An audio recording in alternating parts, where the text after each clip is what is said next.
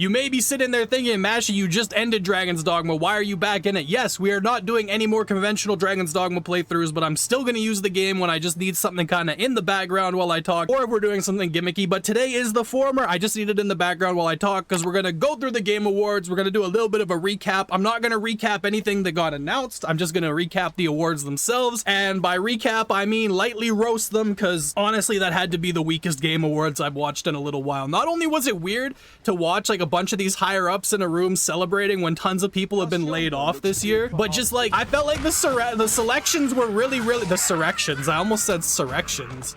Now that's a new word if I've ever heard one before, but the selections were really, I don't know, man, kind of strange. We're gonna go through the Game Awards this year. We're gonna start with the Game of the Year, and the winner was Astrobot. Same with Best Game Direction. Astrobot took both of those home, and I just want to say to all the Sony fanboys out there, congratulations. Sony's one game managed to win some awards.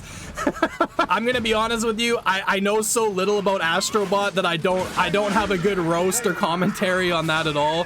I'm not a big platformer game type of guy, but congratulations to Astrobot. You managed to pull it off, and I'm sure PlayStation 5 havers are very happy to see that their game won an award. It's cool that something kind of unconventional won, I guess. I will say that because it's a platformer, but I'm just not into... I think it's a platformer, right? I don't have a PlayStation 5, and that's why I'm roasting PlayStation 5 havers. Best narrative and best art direction went to Metaphor. I also know nothing about Metaphor, so you're not really going to get anything out of me on that one either.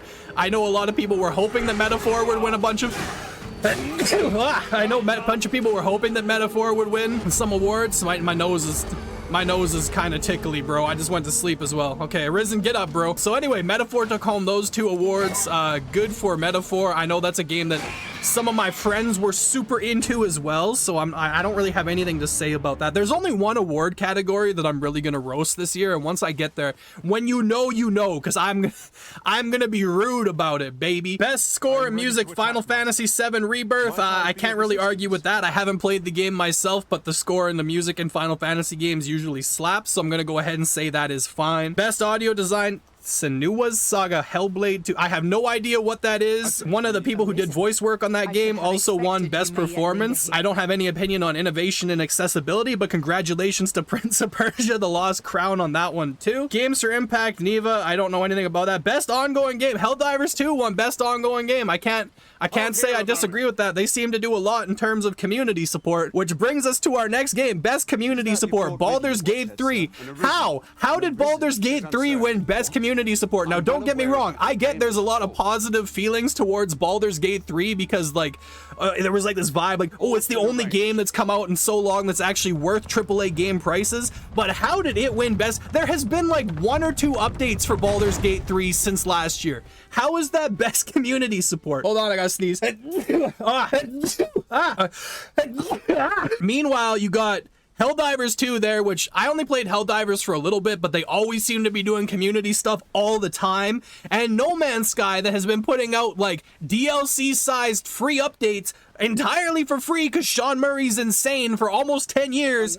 How did Baldur's Gate 3 win, bro? What does No Man's Sky gotta do to take home that award? Because honestly, there is no game that looks out for their community harder than No Man's Sky, and I don't even regularly play that game anymore. I like Baldur's Gate 3, bro, but how did Baldur's Gate 3 win Best Community Support? Y'all put out like 1 or 2 updates. That's just like expected. That's what you promised when the game came out. Shouldn't Best Community Support be going above and beyond for the community? So that's why for me, like, I'm getting a little bit tilted here about... I dropped my phone. I'm getting a little bit tilted here about Baldur's Gate 3 winning Best Community Support. Because between you and me, Baldur's Gate 3 does not deserve Best Community Support. I probably would have given it to either No Man's Sky or Helldivers 2, although I think that maybe even Fortnite and Final Fantasy 14 probably deserved it more than Baldur's Gate 3, but that's just my opinion. What do we got now? Best Independent Game, Balatro. I cannot argue with that, though. Members know.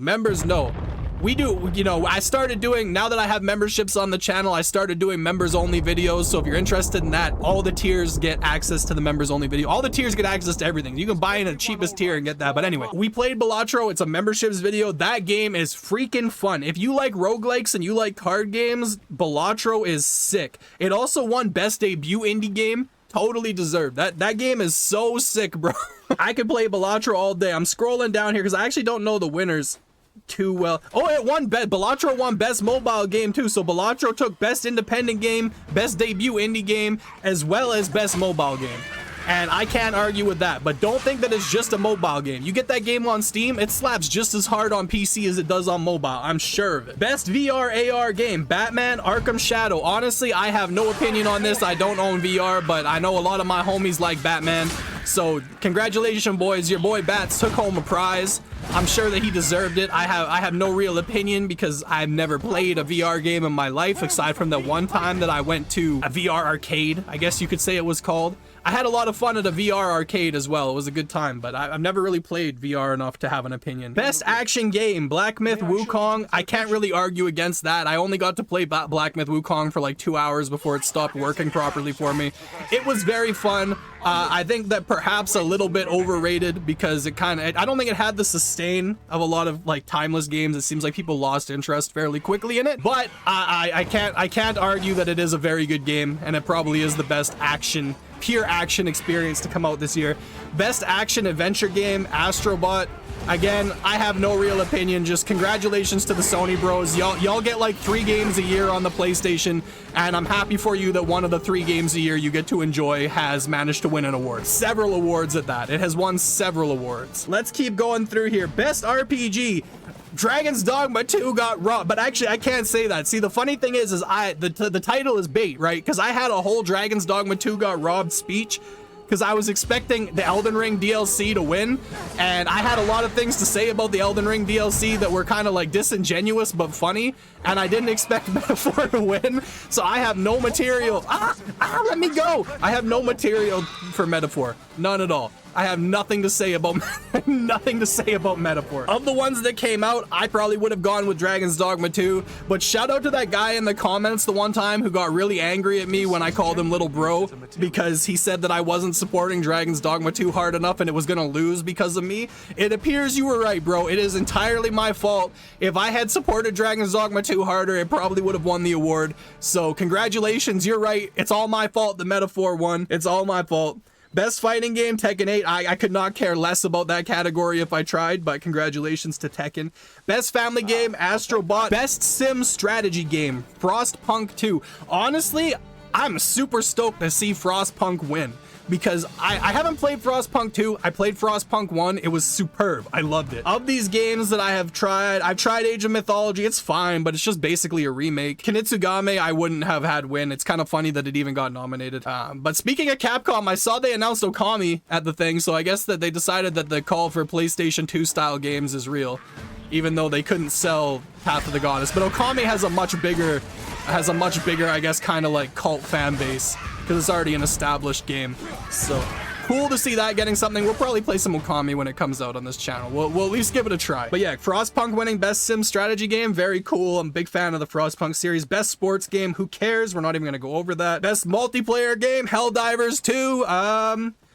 Well, looking at the competition, Call of Duty, Black Ops 6, Super Mario Party, Tekken 8, and Warhammer, maybe Warhammer? I know a lot of people who play that, but Helldivers 2 was a really fun game. I played it for a little bit with some friends. I thought it was superb in that little bit of time. Not really for me. Most anticipated game. Y'all are actually looking forward to Grand Theft Auto 6? That's crazy. It should have been Monster Hunter Wilds, baby. Grand Theft Auto 6 ain't even coming to PC. Grand Theft Auto 6 it's taken so long that you know it's not gonna live up to the quality of standards that people are expecting. That's the thing for me with games like that get delayed for. It's gonna be another situation just like Cyberpunk or any other game that takes way too long to come out.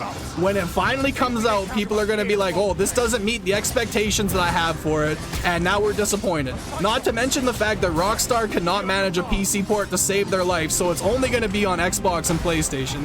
And I don't think, like, from what I've talked to some people who play PC games, I don't think a lot of PC people even realize that it's not coming to PC initially. Y'all should be anticipating Monster Hunter Wilds. In this entirely subjective category, I am telling you objectively how you should think.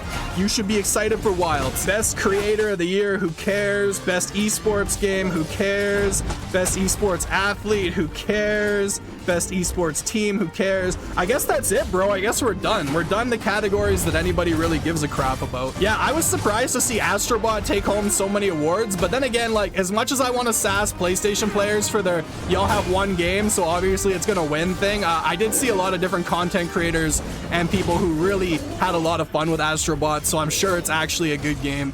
Something that really just doesn't interest me at all, so obviously I'm gonna take a few pot shots at it, because I have very little interest in it myself. I didn't see all of the game announcements because I was really busy yesterday. I know there were quite a few. The one thing I will say is that Elden Ring spin-off that got announced.